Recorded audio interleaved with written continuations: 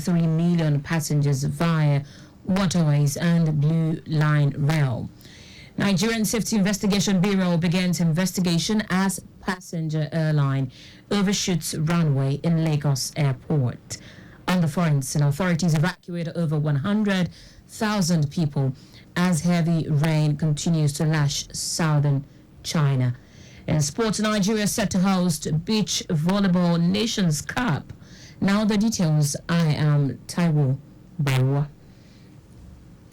The Lagos state government says it has moved over 2 million commuters on its waterways and 1 million passengers on the Blue Line Rail in the last 1 year. Commissioner for Transportation Oluwaseun Oshiemi, who stated this at the 2024 ministerial press briefing held at Alausa Ikeja, also hinted that 2,000 CNG buses will hit Lagos roads in 2 batches before the end of the year, as well as about 131 electric vehicles through collaboration with private investors. Oshiemi, while reeling out some of the interventions of the Babajide Sanwo-Olu administration in the transportation sector, reiterated the commitment of the state government to ensuring movement through various modes of transportation at subsidized rates to cushion the effect of economic hardships. Looking into the future projects and programs in transportation sector, the commissioner said plans are underway to establish a 24-hour toll-free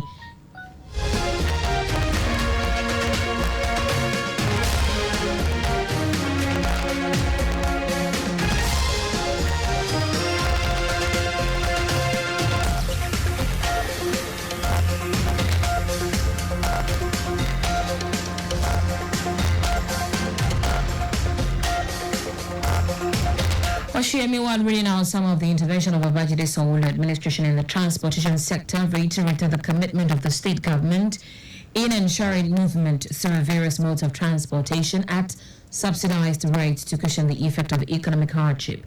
Looking into the future projects and programs in transportation sector, the commissioner said plans are underway to establish a 24-hour toll-free LASMA complaints call center that's in digital and physical.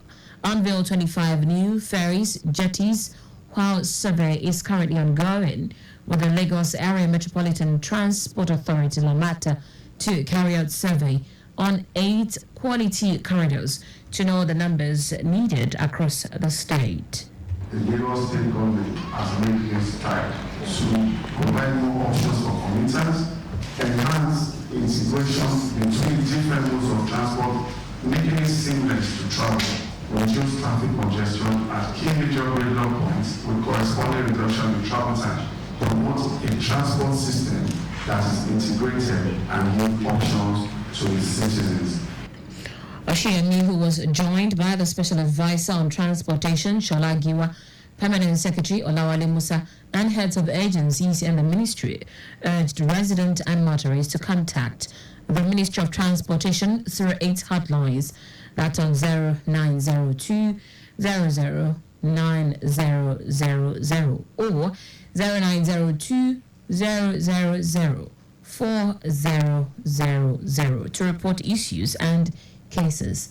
Earlier in his opening remark, Commissioner for Information and Strategy, Menga Motosha, said the annual briefing, which was suspended in the last 3 years due to COVID-19, was to give account of government stewardship to residents executed with their taxes.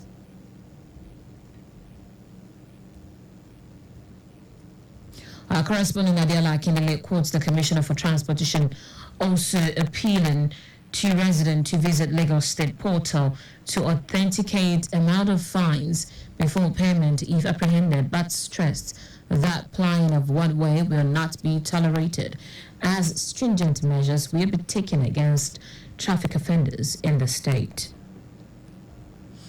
The Lagos State Governor, Babajide Sanwo-Olu, has promised to take all necessary actions to ensure that 12 years old Aminat Alege gets justice and all necessary help needed to ensure that she stays healthy.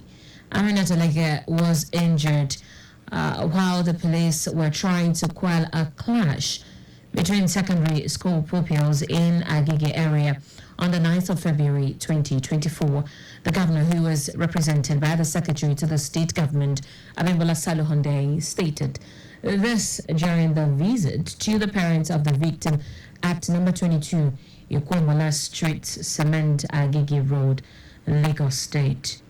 The SSG Saluhonde, who was accompanied by the Commissioner of Police, Adegoke Fayuade, said the state government will give the best that the state can offer.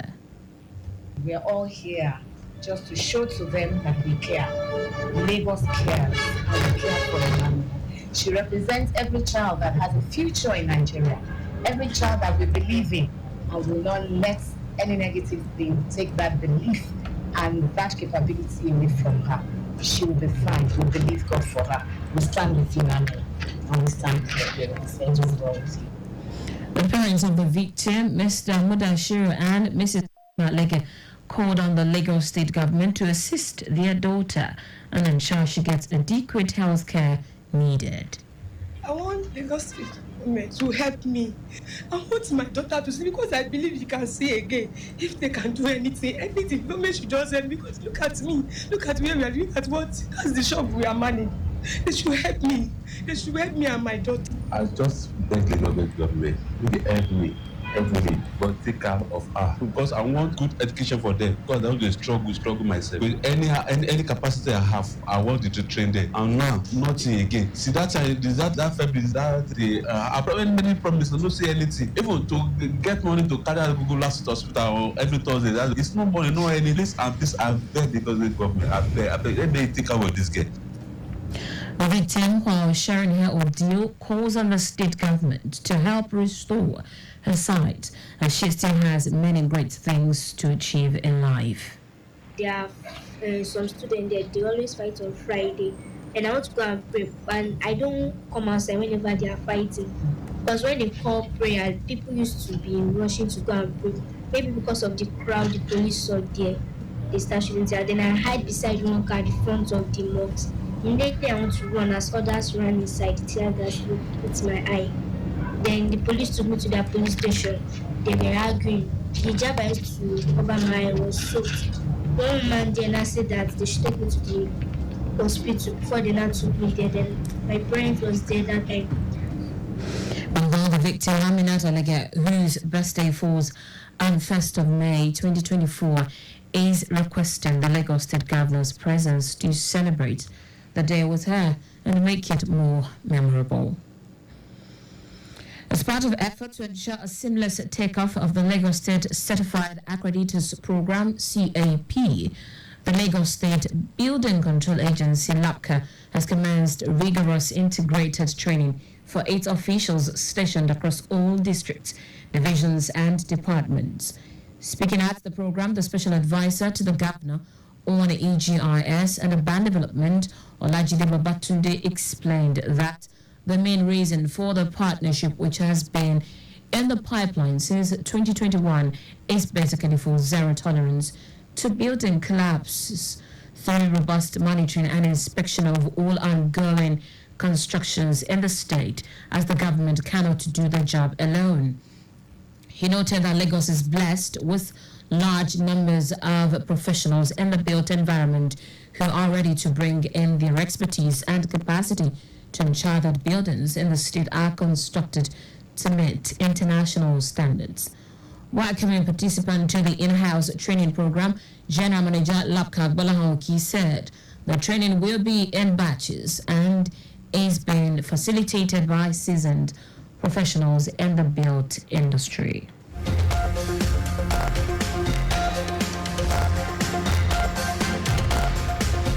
Now to the rest of the stories. The Nigerian Safety Investigation Bureau, NSIB, has commenced an investigation into why a passenger airline overshot the runway shortly after landing at the Murtala Mohammed Airport in Lagos on Tuesday.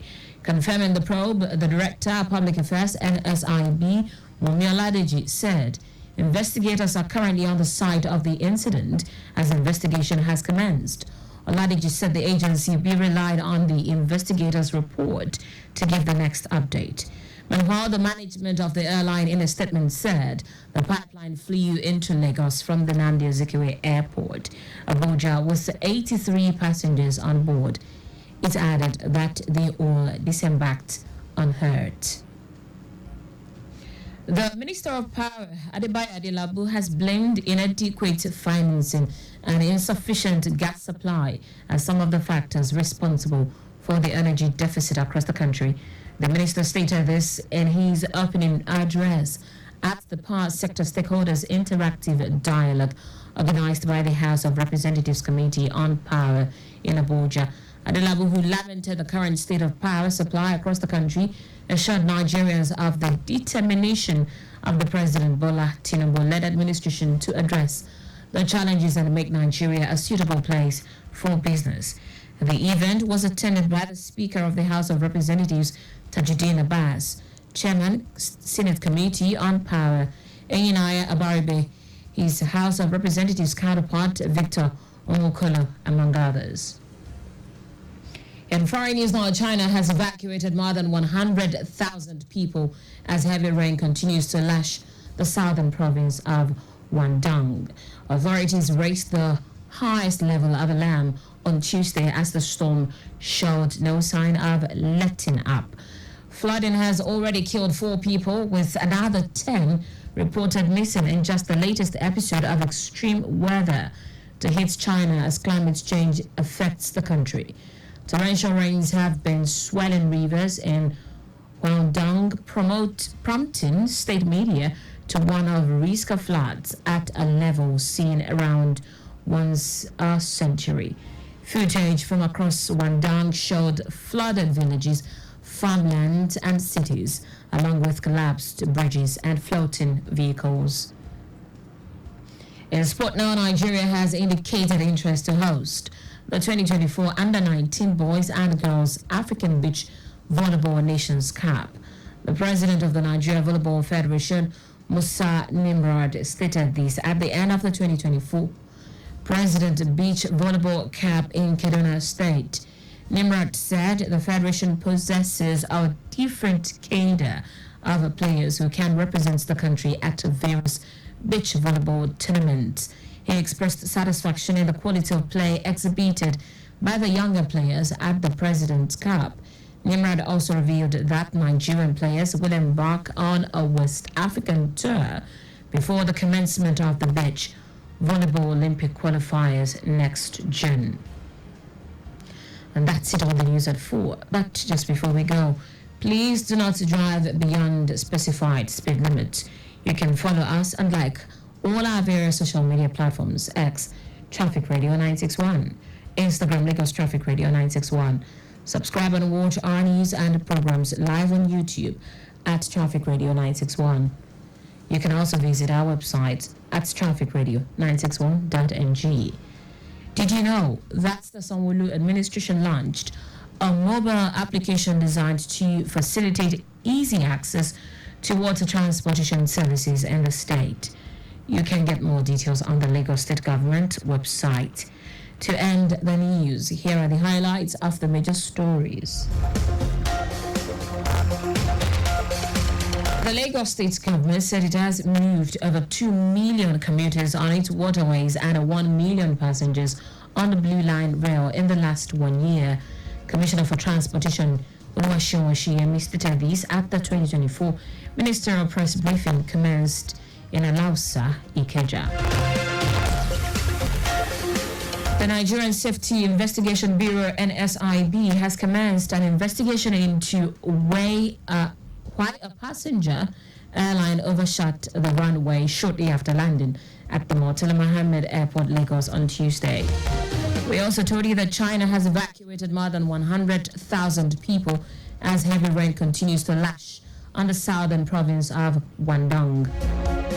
And finally, in sport, Nigeria has indicated interest to host the 2024 Under-19 Boys and Girls African Beach Volleyball Nations Cup.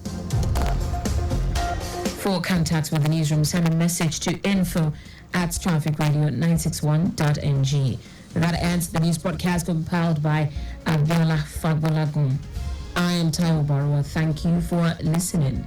Good afternoon.